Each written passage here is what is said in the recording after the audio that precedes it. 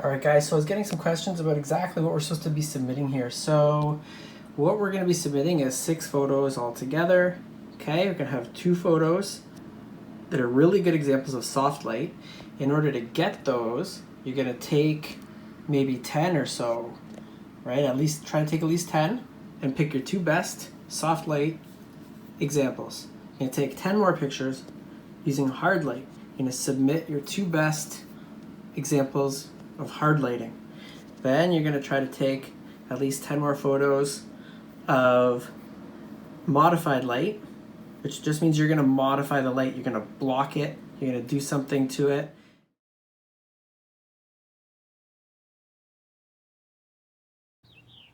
Okay, so here's our example of hard lighting, just the sun. Okay, so you might think now the sun is a really large light, but the sun, relative to us, looks pretty small. If you look up in the sky, the sun would look pretty small by comparison. And so it acts similarly to a small light source and gives us really dark shadows when the sun is not hidden behind a cloud.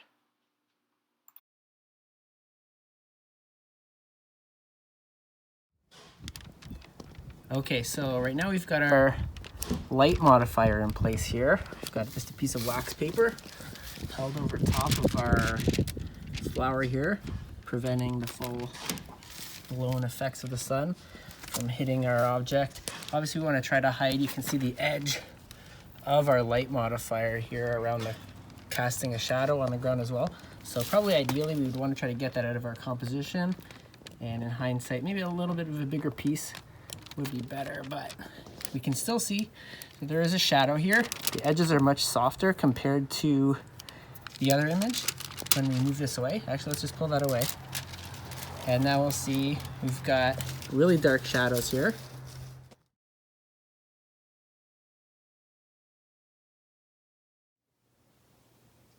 All right, so here I've got the same subject here, this flower, just sitting on a desktop in front of an open window. And so the window acts as a really large light source. And you can see the shadow down here is very diffused and softened. And there's going to be, I've been talking about the cast shadow here on the ground a lot for these demos, but really what we want to be looking at is the shadows on our subject matter probably. It's just a lot easier to see sometimes on the ground, see the cast shadow there, right?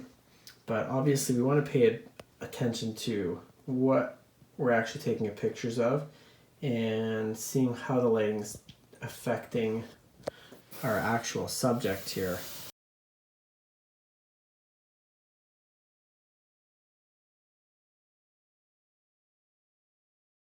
Okay, see if I turn this so that the light is directly on this, it's going to look different. Too, which is going to be our next assignment. We're going to talk about the direction of lighting and how that's going to affect our image. Okay, so for now, this is going to be another example of using a large light source to create soft lighting and softened shadows. All right, we could also, since I'm here, let's turn this desk lamp on here. And we can see now we have the shadow is definitely more noticeable. It's still a little bit soft because I'm still in front of the window, and so the window, I'll just sort of show you here where we got the setup we got here. We've got this desk lamp that I've just decided to point at our thing here, and there's a window right up there in front of me. Okay, so when I turn this off, you can see the shadow there.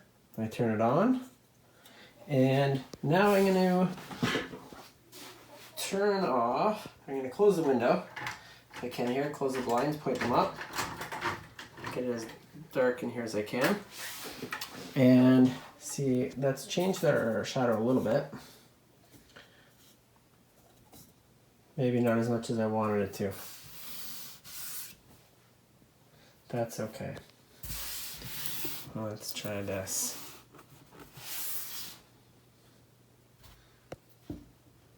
All right. And this is, I've got this like actually pretty close to our flower here. Just kind of show you the setup. So you don't need anything really fancy, guys. Some of you guys are asking me like, well, I don't have lights, I don't have a super great camera and all this stuff, right? I mean, that doesn't really matter. Okay, what we're focusing on is trying to get some different examples of using different types of lighting, large lights, soft lights, large lights and small lights, and modifying the lights. As I bring this paper closer. Okay, hopefully we can see how that changes. Well, it is changing the shadow on the ground there, but also I'm hoping we can see the shadows on this leaf changing. Okay, as I'm modifying, like bouncing in. I'm gonna put that even closer like that. That you can definitely see that, right? Okay, so sometimes it's a problem where the modifier is really close to the camera. You can see here I've got this piece of paper and it's got printing on one side even. It's just a regular piece of paper. I'm just bringing it in closer next to the camera, next to my subject here. Okay, and so you can compose this. Maybe you can even use the paper in the shot. It's just gonna look like a white background. And that could work too. Okay, so we could choose one with, one without. Okay, so here we can see the darker shadow. All right, bring that close. We can see that it helps bounce light, reflect light off of the white surface into the shadows and lighten the shadows. Also on the edge of the leaf, right here on the other side, you can see how dark it is there. Let's pull that away now. Pull it all the way out here. There, we can see that gets much darker. Let's slide it back in.